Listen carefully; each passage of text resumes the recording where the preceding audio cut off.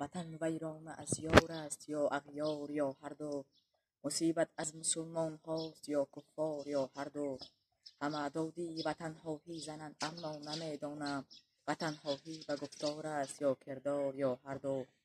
وطن را از خطر فکری وکیلان می کند ایمی و یا سرنیزه ای یک لشکری جرار یا هر دو.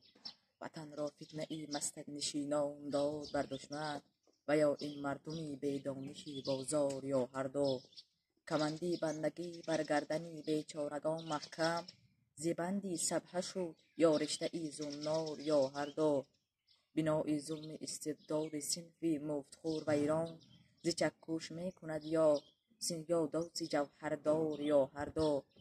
وکیل از خدمت ملت تغافل می کند عمدن و یا باشد وزیر از مملکت بیزار یا هر دو. وکیلان و وزیرانند خاین فاش می گویم، اگر در زیر تیغم یا بروی دراز یا هر دو. تو را روزی به کشتن می دهد ناچار لاهوتی، زبان راست یا طبع آتشبار یا هر دو. وکیل از خدمت ملت تغافل می کند عمدن و یا باشد وزیر از مملکت بیزار یا هر دو.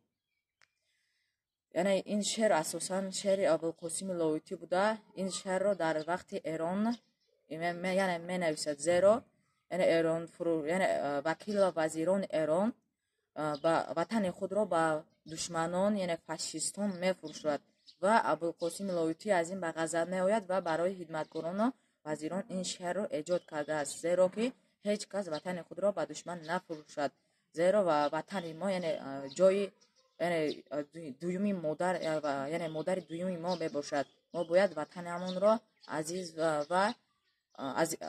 و بلندتر یعنی آبروی وطن را برداریم.